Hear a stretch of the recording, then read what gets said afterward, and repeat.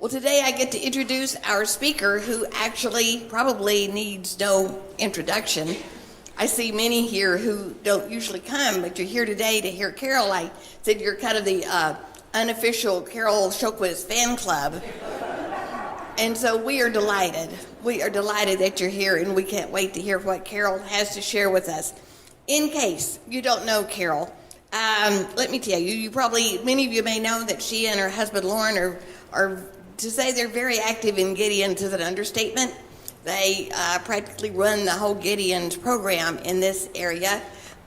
They're gone on Sundays a lot to do presentations for the Gideons. They have held offices nationally in the program, and they just devote their lives to spreading the word of God through the Gideon ministry. In addition to that, they work in the senior nutrition ministry here. They have a Bible study in their home. And Carole is also the chairman of I guess it's called the bereavement committee. If someone passes away in a family, there's a service here, then Carole is the one who organizes the reception. And in her spare time, then she is on a board for a home in Mexico for children who have been rescued from the sex trafficking trade.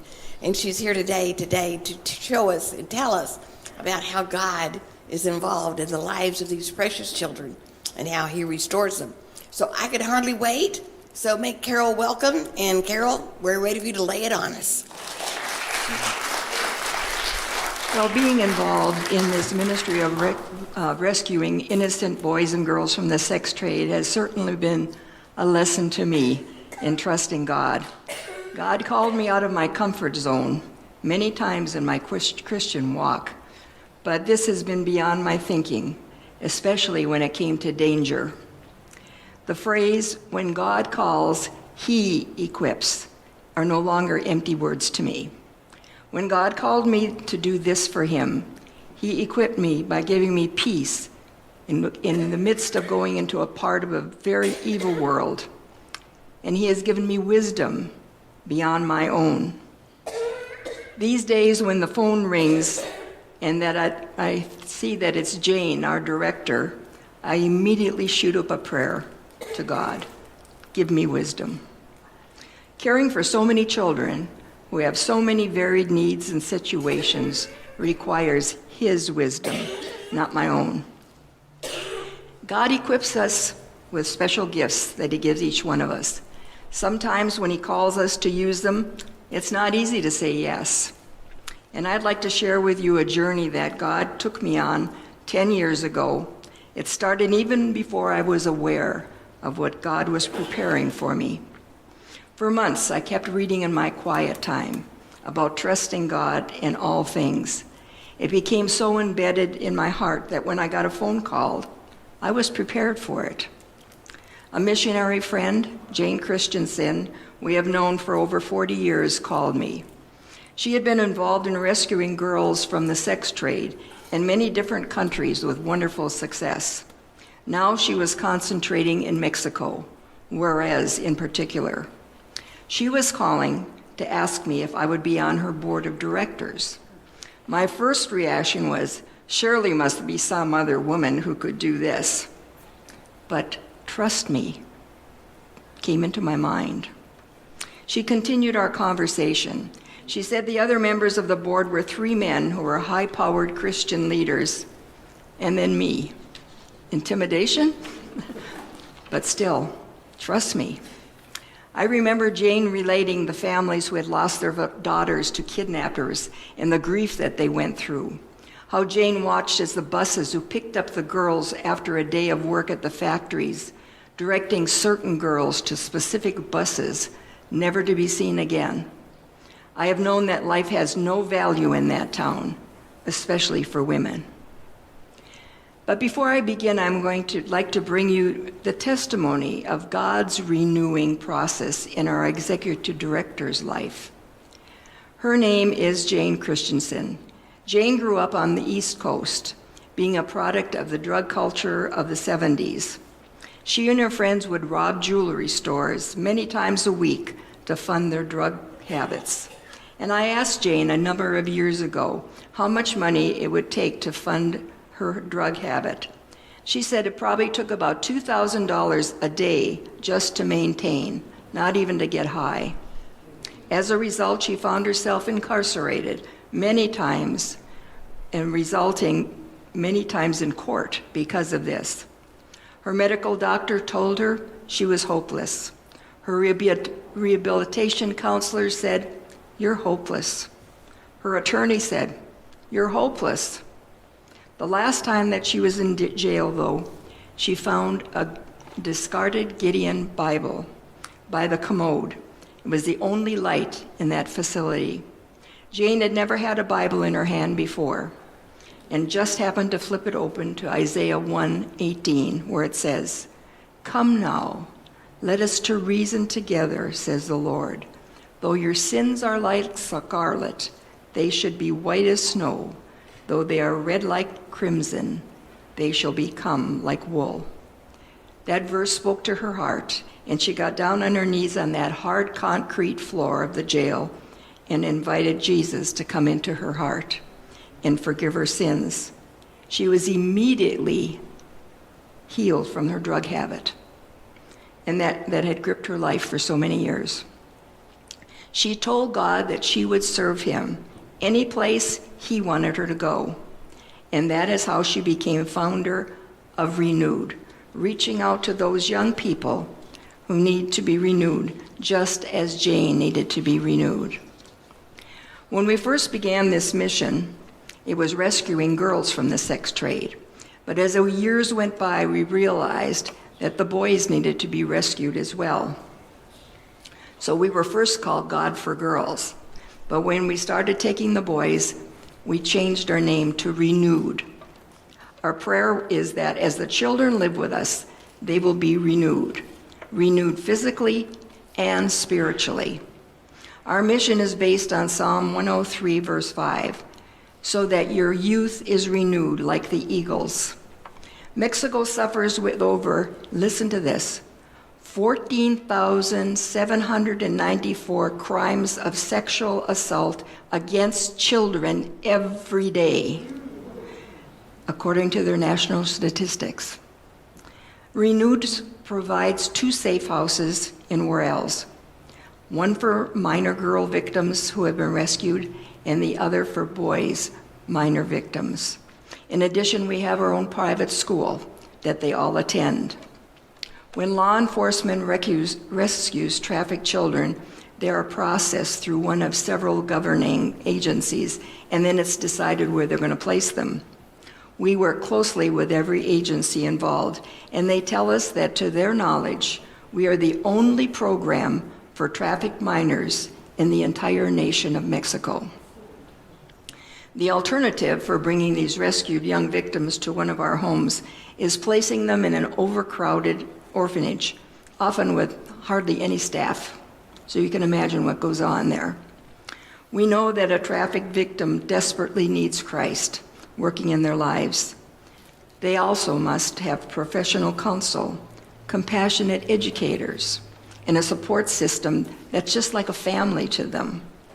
Our program means a difference between living with the effects of the atrocities that they've suffered or being completely renewed by the blood of the Lamb.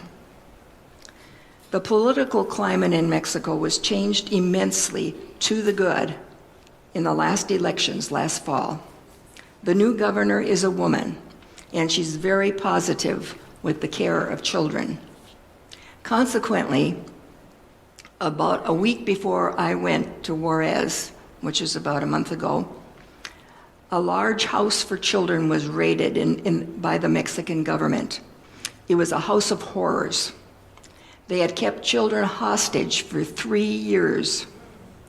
Children of all ages. It made the front pages of the newspaper in Mexico. The buses came late at night to drop the children off at our home. It was a dramatic scene with state and city law enforcement lined in the street in front of our safe house. 14 boys and 3 girls were escorted off the bus and into the house. The children told us of their terror while they were being held in confinement for 3 years. While being held there, they were raped, they were beaten, and deprived of food. Then their fear, as law enforcement went in and took them and put them on a bus, not knowing where they were going. I'm sure that the social workers on that bus were trying to assure them along the way, but they had learned not to trust anyone. And it was an all-day trip. Even though it was late at night, when they arrived, we started feeding them. Many of them ate 4 to 5 full plates of food. They were so malnourished that one of the little boys had to be hospitalized and put on IVs for 3 days. 7 others were suffering from distorted intestines from not digesting adequate food for 3 years. When they arrived, they wouldn't even make contact. It took days for them to realize that we would not hurt them, but by God's grace, only help them.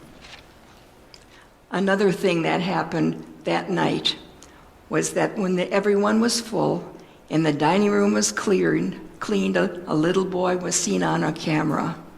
Sneaking back into the kitchen, he found a leftover piece of hardened tortilla and snuck it into his bedroom, where unbelievably he ate that too. Later, when he was asked if he realized he could have all the food that he wants, he explained that it was just in case we don't get fed again. The first night that I was there, we had a church service in one of the houses where all the boys, the girls, and the teens gathered. At the end of the service, Jane spontaneously asked if anyone wanted to share what renewed meant to them. With no preparation, different ones jumped up and began to share with tears flowing down their faces.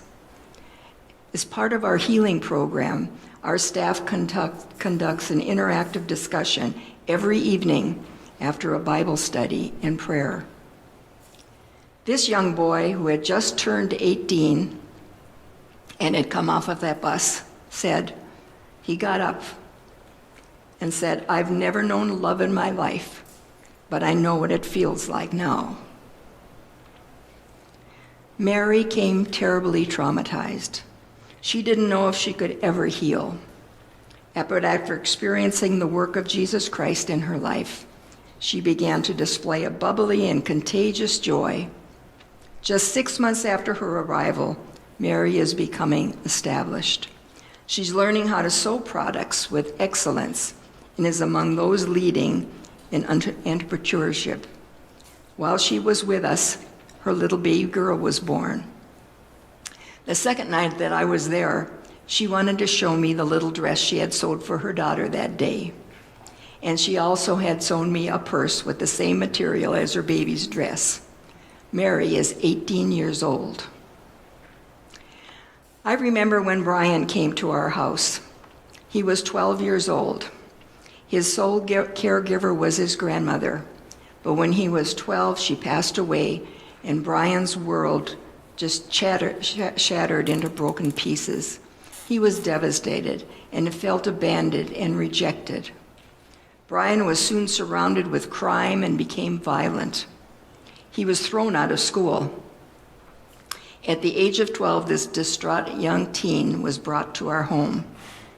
Jane told him we could never replace his grandma, but we would give him all the love and support that we could possibly give. Brian turned his heart over to God, and within days, the healing process was evident. He shined spiritually and excelled in school.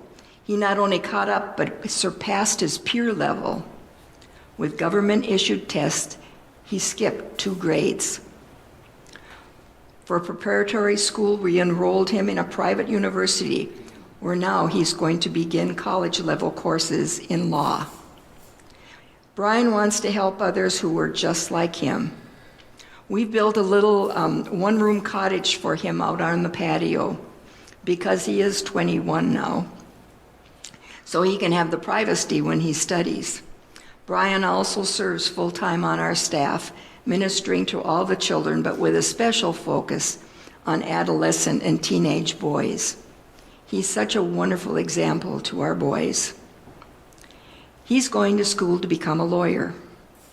When we had a church service the night that I was there, he was asked to pray. I don't understand Spanish, but I do understand sincerity as he prayed with such passion. And I remember thinking to myself that he would make a wonderful lawyer, but maybe someday he would make a wonderful pastor. A 17-year-old girl told me how suddenly she was kidnapped right off the street. What followed was a horror story as she was taken into captivity. Hours turned into days, days into weeks, weeks into months. She was sold like a product. This girl was discovered by the police after several months, and they rescued her. She was brought to our house and became a model resident. Now, months later, she was told that she could return home. That's when she asked her family and the authorities if she could stay right here with us.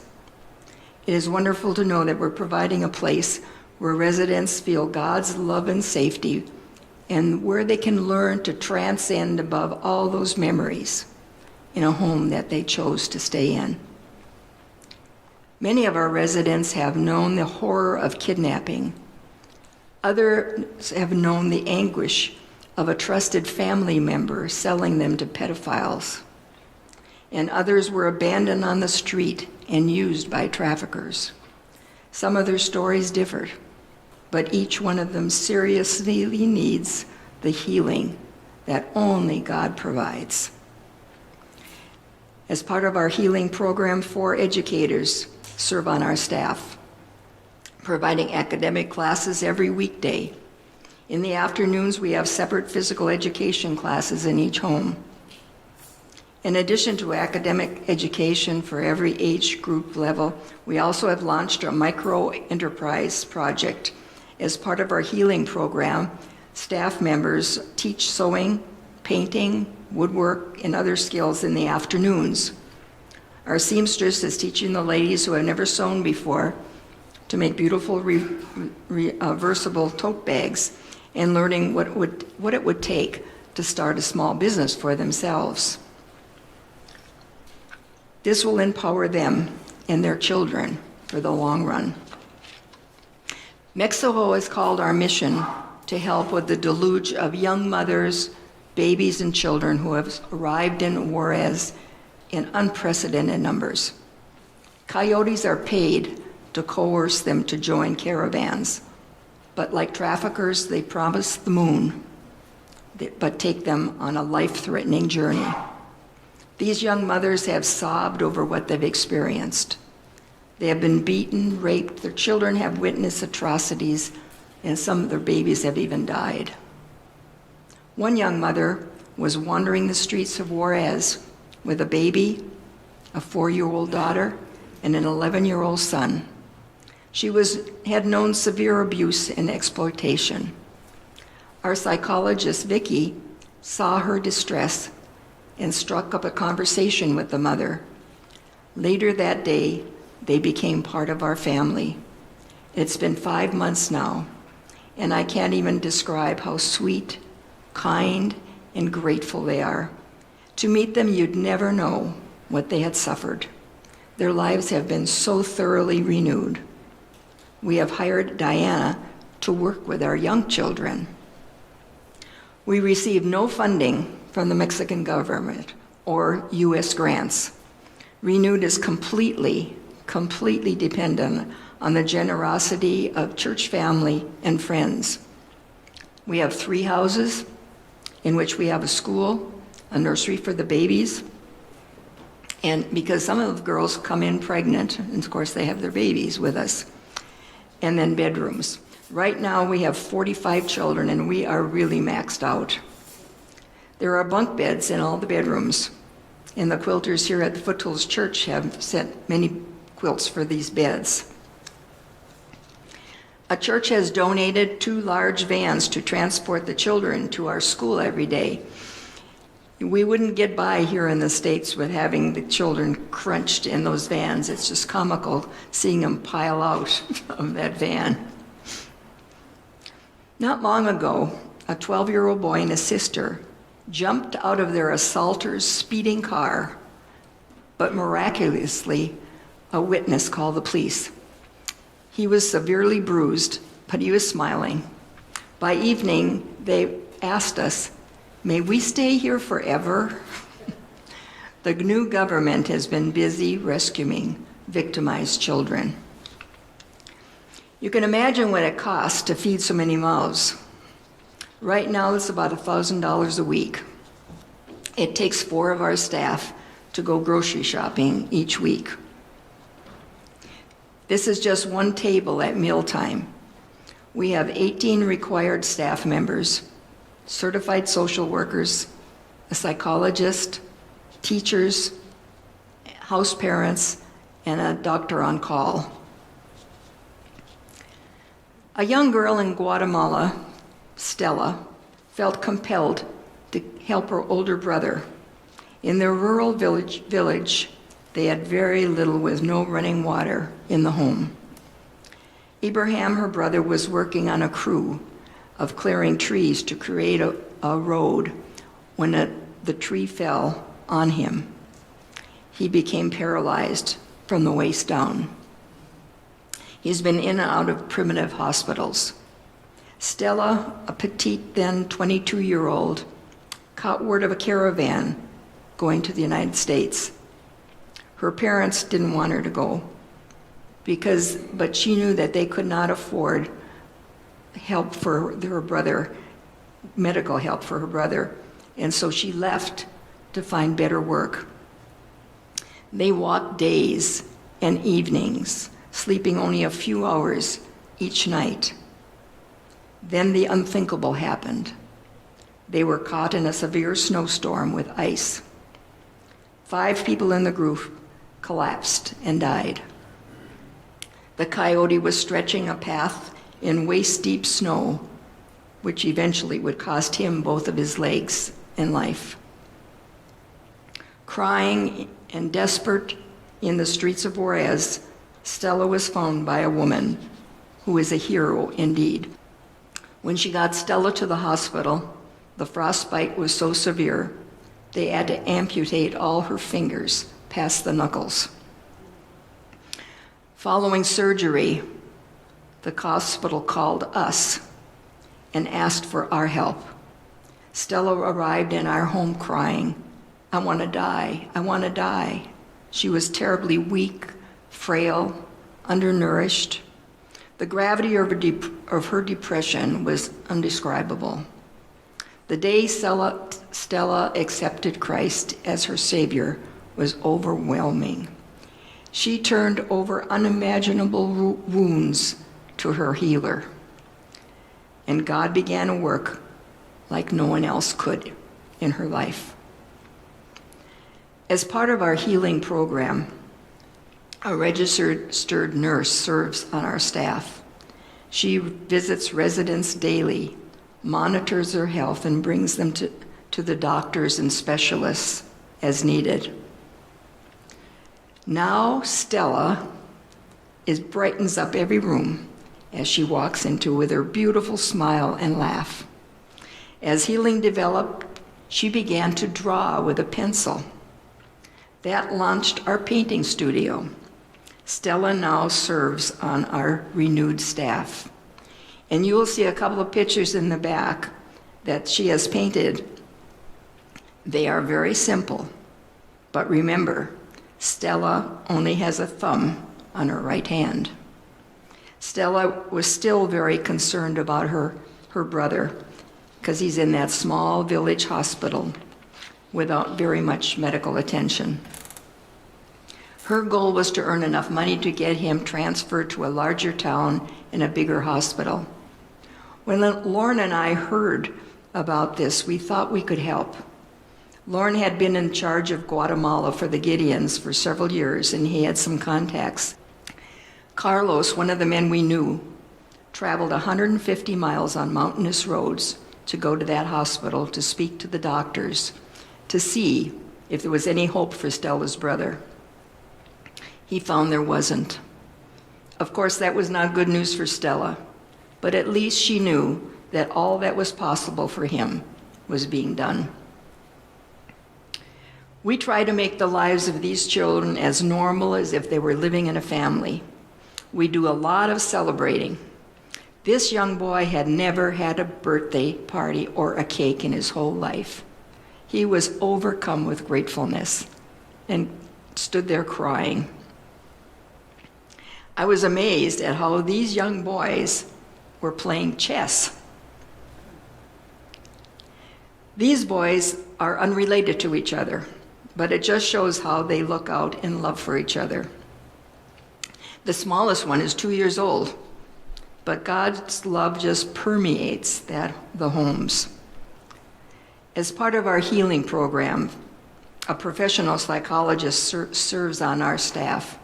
She visits the residents daily and provides private counseling sessions for each resident, no less than weekly. It is on call 24/7.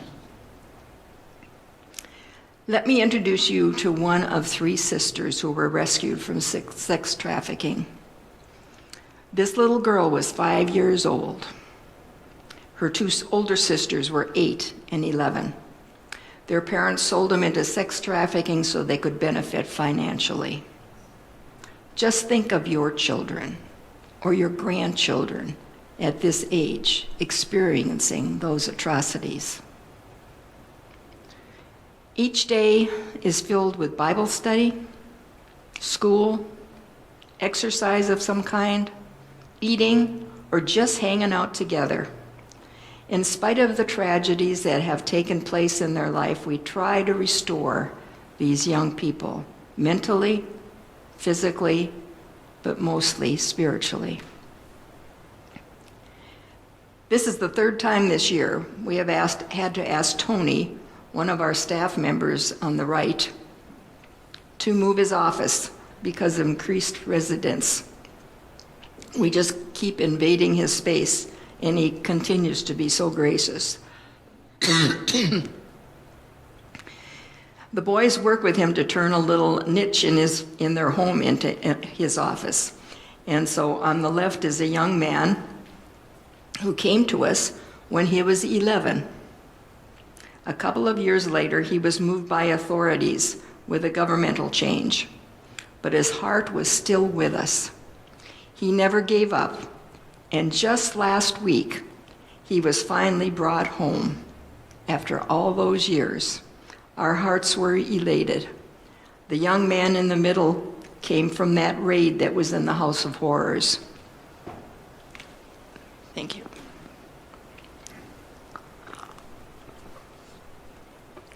Where he had been victimized for those 3 years. As the Lord has been healing him, he has turned into one of the sweetest and kindest guys. To God be the glory for that. God has made provision for us to share the love and healing of Christ with these children who deserve the opportunity to just be children, even though they have been denied that childhood. Our focus of providing healing is with conviction. Our heart's desire is to see that each resident experiences a renewed childhood, free of fear, free of anxiety, and full of laughter, full of self-worth, and a promising future. Psalm 103:5 states, "So that your youth is renewed like eagles," and that is what our mission is doing. We have a table set up in the back that if you'd like to stop by and take a look, I have bags there that show what the women are doing. The older women, the women who have children. There are some pictures of the children. There's a couple of pictures that Stella has painted. And if you have any questions when you're back there, I'd be glad to answer them. Thank you.